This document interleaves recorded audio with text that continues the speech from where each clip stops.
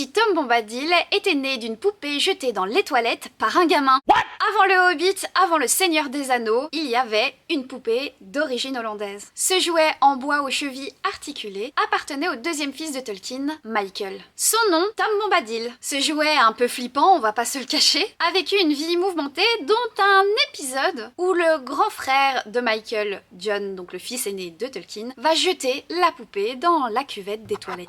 En 1920, Tolkien commence à raconter des histoires à ses enfants. Tom en est le héros. Mais à ce moment-là, pas question de la Terre du Milieu. L'histoire de Tom se passe en Bretagne anglaise, sous le règne du roi Bonne-Edig, qui veut dire noble en écossais. Pardon pour la prononciation écossaise. Et Tom, il est déjà assez semblable à ce qu'on connaît de lui. Grand, avec des bottes jaunes, un chapeau et une plume bleue, une voix profonde et des yeux brillants. Tous ces récits sur Tom, Tolkien ne les a pas vraiment écrits. Ou presque. Il ne nous reste que 3 petits paragraphes qui en parlent. Ces petits paragraphes, vous pouvez les retrouver dans la dernière édition parue de Tom Bombadil en 2014. Cette édition, elle a été revue, à noter, par le couple de spécialistes Wayne Hammond et Christine Haskell. Malheureusement, cette édition revue et augmentée n'existe qu'en anglais. C'est honteux! Alors non, Tom Bombadil n'est pas né dans les bois et n'est pas né dans la Terre du Milieu. Il est né dans une chambre d'enfant, dans une maison anglaise. Et il a survécu au destin tragique des jouets oubliés qui font aujourd'hui partie de l'origine même d'un des personnages les plus mystérieux de toute la pop culture. J'en profite pour vous dire que je suis en train de travailler sur une vidéo longue sur Tom Bombadil pour ma chaîne et que